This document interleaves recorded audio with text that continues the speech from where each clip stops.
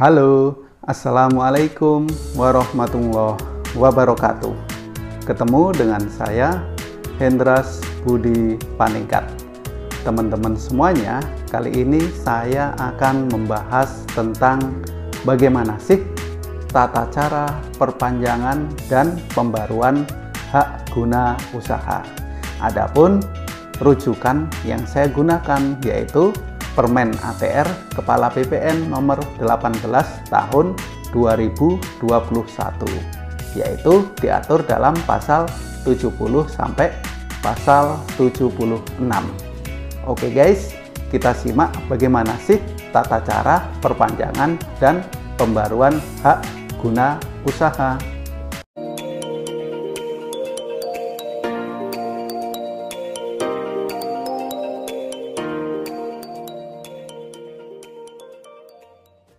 Nah, tata cara perpanjangan dan pembaruan hak guna usaha dalam pasal 70 Permen ATR Kepala BPN nomor 18 tahun 2021 dijelaskan yang pertama, pemerintah memberikan perpanjangan hak guna usaha di atas bidang tanah yang sama kepada pemegang hak guna usaha. Lalu poin kedua, permohonan perpanjangan hak guna usaha di atas tanah negara dapat diajukan setelah usia tanaman atau usaha lainnya efektif atau paling lambat sebelum berakhirnya jangka waktu hak guna usaha. Nah, poin ketiga, penilaian usia tanaman atau usaha lainnya efektif sebagaimana dimaksud pada ayat 2 poin 2 tadi dilakukan berdasarkan kriteria kelas kebun atau klasifikasi kegiatan usaha lainnya sesuai penilaian dari instansi teknis terkait pada saat pemeriksaan tanah. Nah, lalu dalam pasal berikutnya, dalam pasal 71, nah, dijelaskan bahwasanya setelah jangka waktu hak guna usaha dan atau perpanjangannya berakhir, maka pemerintah memberikan pembaruan hak guna usaha di atas bidang tanah yang sama kepada pemegang hak guna usaha. Jadi siklusnya ada penerbitan hak guna usaha, setelah itu ada perpanjangan hak guna usaha, dan kemudian yang terakhir pembaruan hak guna usaha. Nah, dalam ayat 2 dijelaskan permohonan pembaruan hak guna usaha dapat diajukan paling lama 2 tahun setelah berakhirnya jangka waktu hak guna usaha atau perpanjangannya berakhir. Nah, selanjutnya teman-teman, dalam pasal 72 Permen ATR Kepala BPN nomor 18 tahun 2021 dijelaskan dalam hal hak guna usaha di atas tanah HPL ya, hak pengelolaan, maka permohonan perpanjangan dan pembaruan dapat diajukan sekaligus setelah usia tanaman atau usaha lainnya efektif dimanfaatkan oleh pemegang hak guna usaha. Lalu dalam ayat 2, penilaian usia tanaman atau usaha lainnya efektif sebagaimana dimaksud pasal 1 tadi, ya, ayat 1 tadi dilakukan berdasarkan kriteria kelas kebun atau klasifikasi kegiatan usaha lainnya berdasarkan penilaian dari instansi teknis terkait pada saat pemeriksaan tanah. Nah, ini diatur dalam pasal 72 khusus di atas hak pengelolaan. Nah, selanjutnya teman-teman, dalam pasal 73 bagaimana sih syarat perpanjangan atau pembaruan hak guna usaha? Nah, di sini dijelaskan ada beberapa syarat yang harus dipenuhi. Yang pertama mengenai pemohonnya atau mengenai subjek haknya. Yang pertama yaitu menyertakan identitas pemohon atau identitas kuasanya. Nah, kalau dikuasakan ya, harus disertai identitas pemohon atau kuasanya.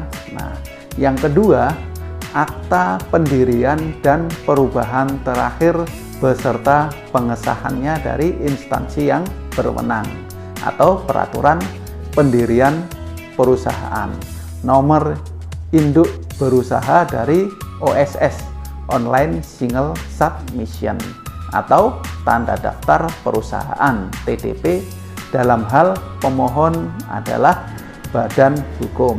Nah, ingat, HGU itu bisa perorangan dan badan hukum. Nah, yang kedua setelah mengenai pemohon ya, mengenai subjeknya. Nah, ini mengenai objeknya atau mengenai tanahnya. Nah, ini yang pertama yang harus disiapkan yaitu sertifikat hak guna usaha.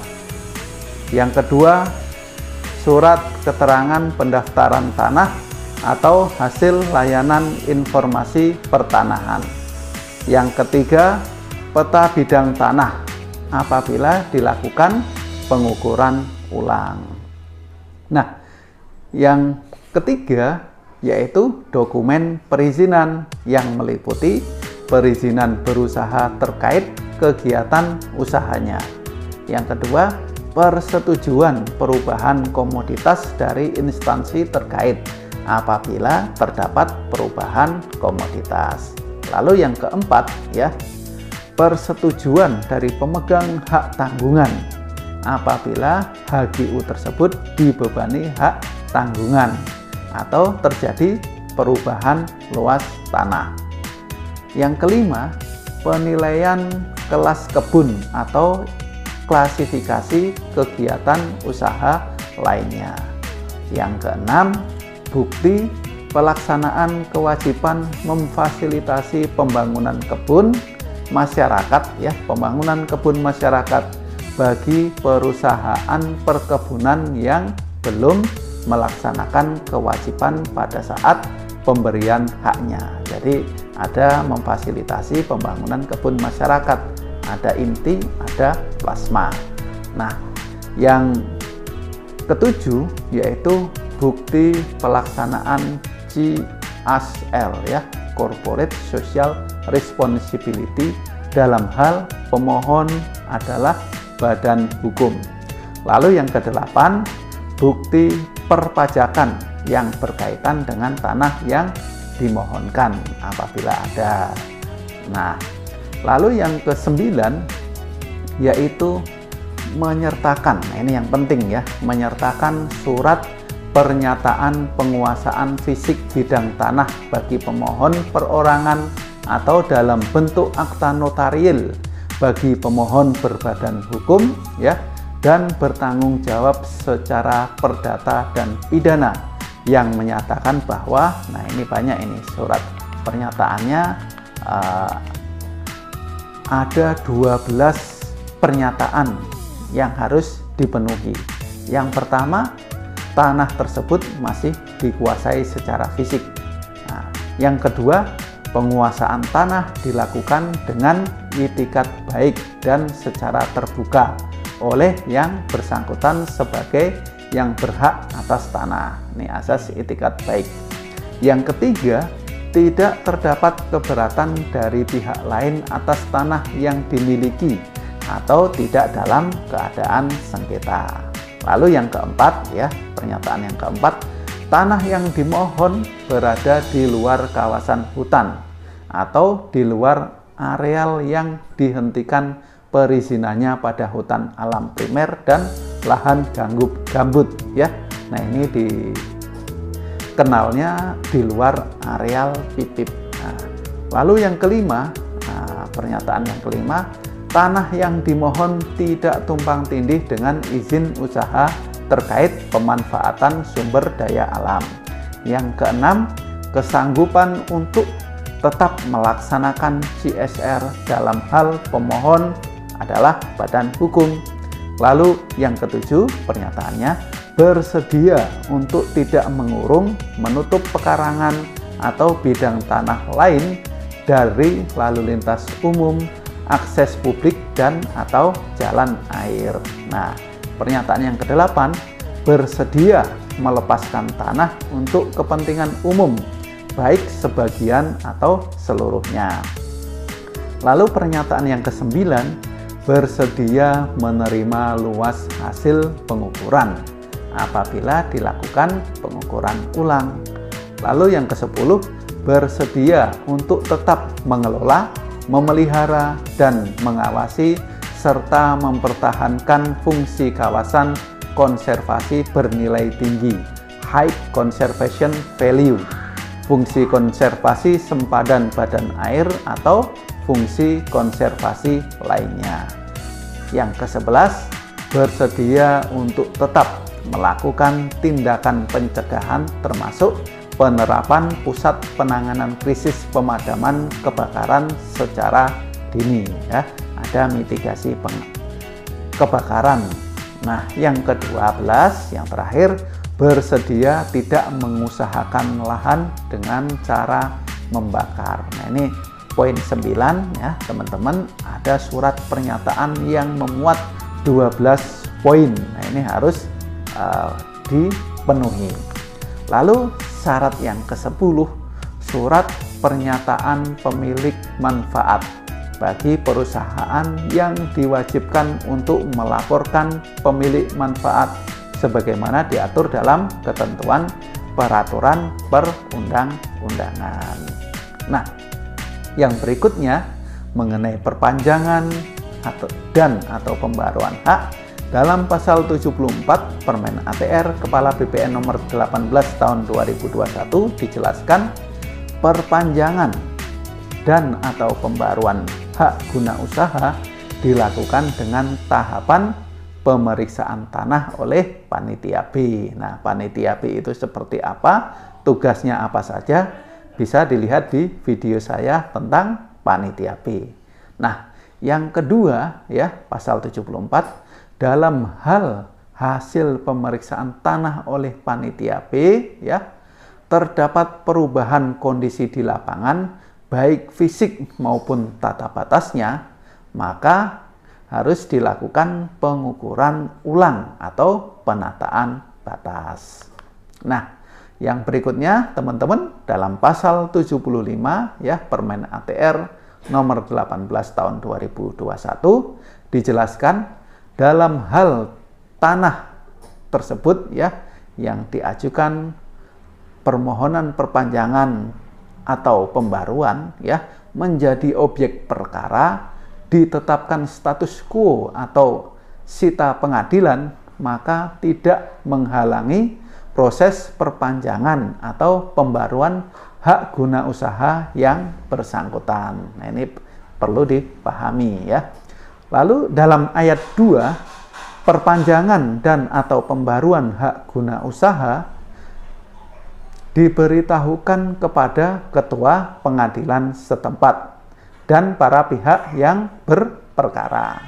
Lalu dalam poin 3, catatan perkara atau status quo atau sita pengadilan scourging sebagaimana dimaksud pada ayat 1 tadi ya, dicantumkan dalam keputusan perpanjangan dan atau pembaruan hak guna usaha serta dicatat pada buku tanah dan sertifikat.